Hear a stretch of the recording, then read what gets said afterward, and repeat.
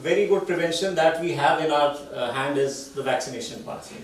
So we have a vaccination, Indian Academy of Pediatrics, it suggests that the vaccination should be given only to the vulnerable group as a mandatory thing.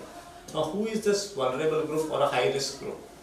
We have already discussed that the pregnant females who are at risk of developing these things, elderly gentlemen which is more than 65 years of age, doctors and healthcare professionals who are working among these patients should receive the vaccination, and lastly comes the children who are in the age group of less than 2 years and less than 5 years.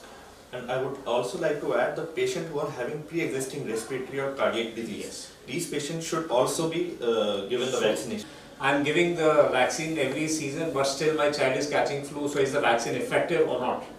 So it is very difficult to prove that whether your child is suffering from the same influenza strain for which the vaccine has been given, because there are a lot of other virus infection which are very similar to the flu, influenza viruses. We call them the flu-like viruses. So it is not that every time your children suffer from a respiratory problem, it is a flu. It may be a variety of viruses which he is encountering with. That is why the vaccine is only effective against a particular group of viruses, which is more harmful as compared to the other viruses. Yes. And again, it's a seasonal vaccine. The effect lasts for around 9 months to 10 months, and after that the strain changes and we have to vaccinate the child again. Now this influenza virus has a very particular structure. It keeps on changing, and whenever the change is very bad, the change is a major change in the structure, it can lead to a major pandemic. Pandemic is a very major epidemic. One of the pandemic we suffered, I think, in 2009.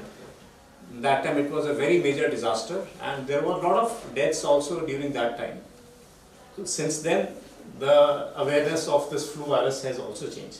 So I think we have addressed So I would also like to add about the vaccine that they have some limitations, though they have two key purposes. First of all, prevention. So prevention, it has only like 70 to 80% effectiveness in preventing. It's not that if you are vaccinated then I am that sure that it will not happen. And second most important thing is the severity of infection. If the infection is occurring, it is not leading to any excessive illness, and the illness will occur, but it will not be at that level. That's it. Yeah. So if we are not able to prevent it completely, but at least we are able to decrease the severity. Blunt it. If we can